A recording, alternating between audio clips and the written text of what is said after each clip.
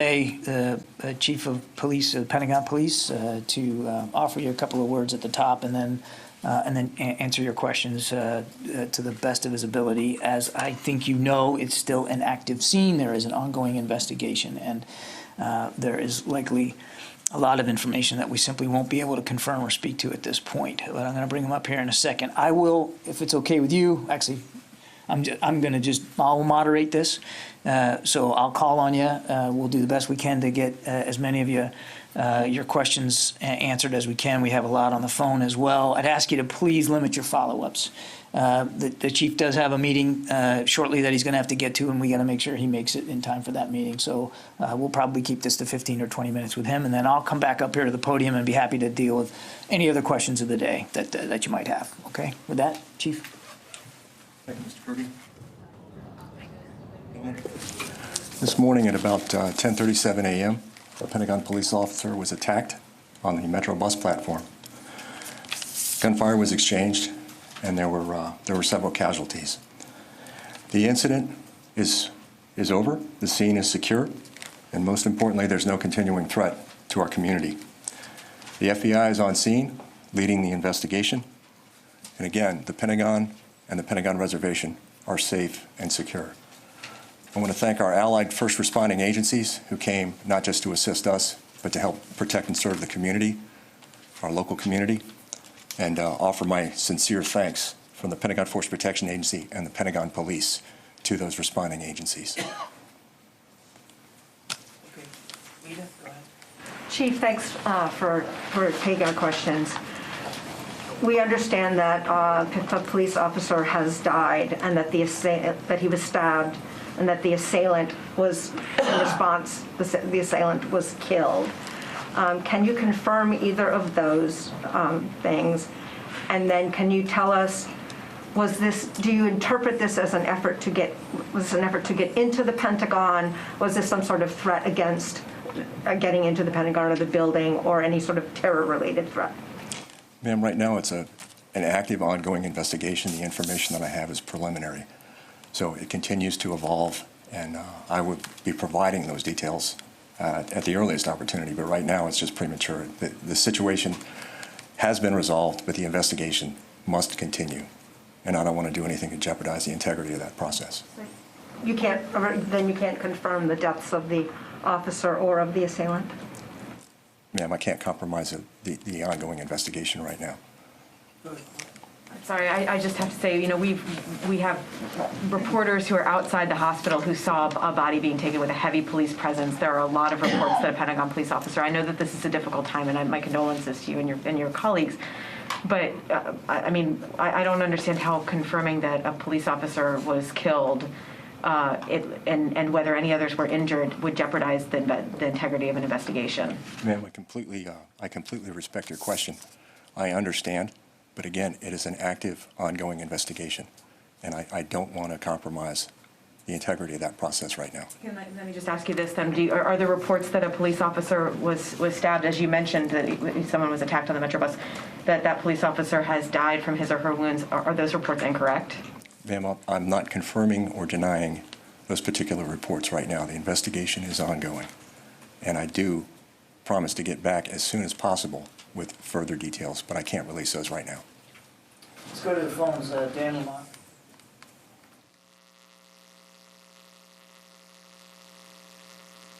Dan, can you hear me? Sure, yes, good afternoon.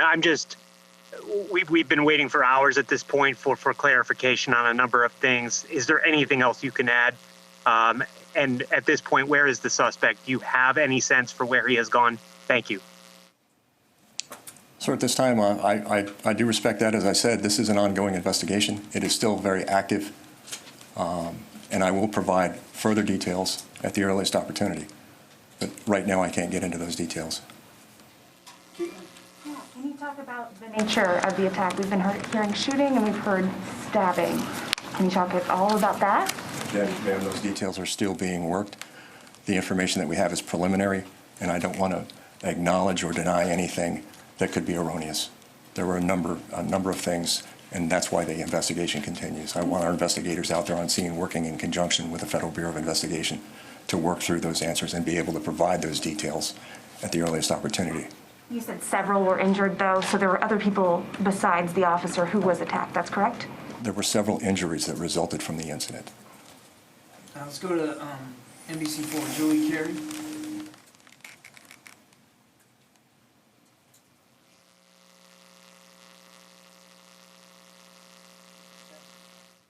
Thank you for doing this and coming to talk to us. Can you tell us whether the officer was the intended target in this attack, or did the officer intervene and resulted in injuries? And then secondly, the Pentagon metro entrance has repeatedly been the site of attacks or intended attacks on the building. Does this latest incident give you pause and think that maybe additional force protection measures might be necessary at this entrance? That's a good question, ma'am.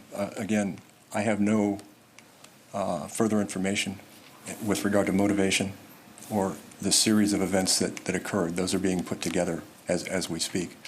The Pentagon metro station is probably one of the busiest in the transportation system. It is a hub for commuters as well as building occupants. There are a number of measures that we have in place out there. Every time an incident occurs, whether it's here or anywhere else across the nation or in the world, we do after actions on those, we examine them, we look for things that we can do to improve. But right now, again, it's still pending. We will certainly, as this investigation concludes, take another look at any measures. Our mission is to protect not just the building, but the community that we serve that transits through that station. So you think it's possible that there'll be additional security measures and make it more difficult for anything like this to happen at that station? And then we would review the results of the investigation, and we would give that due consideration. I wouldn't say right now whether they were adequate or insufficient. We're going to take a hard look at them, every incident, whether it's here or anywhere else in the nation. Could go to JJ Green on the phone. Yeah, good afternoon. Can you hear me? Yep, we got you, JJ. So, sir, can you tell me how you became aware of whatever it was that took place at 10:37 this morning? The initial announcement came out as a radio call. We all monitor the frequencies, and we heard the call that an incident was underway. So you said earlier that there is no continuing threat.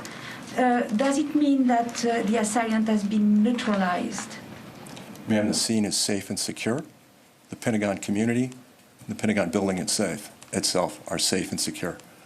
We have no further concerns about any further continuation of this particular incident at this time. Tom? Thanks, John. Thanks, Chief. At the beginning of your remarks, I think you said, and I want to just be clear, that the officer was attacked by this individual. I'm not trying to put words in your mouth, but it seems like the officer was not involved with the individual in other words, he was just attacked randomly or deliberately, but in other words, the incident started with the officer being attacked. I don't have the entire chronology of if they came into contact prior to. Again, those are the details that we're trying to piece together right now, doing the forensics on what happened at what time and putting together a factual accounting for how that occurred. The escalation began then when this individual attacked the officer. That's the first indication that we had Okay. when the attack was started. Thank you. Sir. Okay, we get time for just a couple more. Laura Sullivan on the phone. Hi, John. Thanks so much for doing this, sir. There are now congressmen who are sending condolences about the Pentagon police officer that has been killed. So I'm going to give it one more shot. Can you provide any information about any fallen police officers or any injuries that happened? I mean, this is very much out in the news there. Ma'am, again, I completely respect your question. I understand the interest, and it is an ongoing investigation. I don't want to sound like a broken record, but I do pledge that we will provide the information as soon as possible. Lucas? Chief Lucas Tomlinson, Fox News. Are you looking for one suspect or are there multiple suspects? Sir, at this time, the scene is safe and secure. We continue to investigate. We don't know about any other associations. There are reports that a suspect is on the run. Can you provide a description of that suspect? I have not heard that report, sir. So you're saying that there's not a suspect on the run? The scene is safe and secure on the Pentagon reservation. There were a number of people who fled, and there were some erroneous reports that are being pursued as part of the ongoing investigation. So can you just clear up, is there a suspect on the run, yes or no, Chief? We are not actively looking for another suspect at this time. And can you rule out that this was a terrorist attack? It's premature, sir. We don't know what the motivation was. Louis? Hi, sir. It sounds like this is an isolated incident. Is that how you would characterize this right now?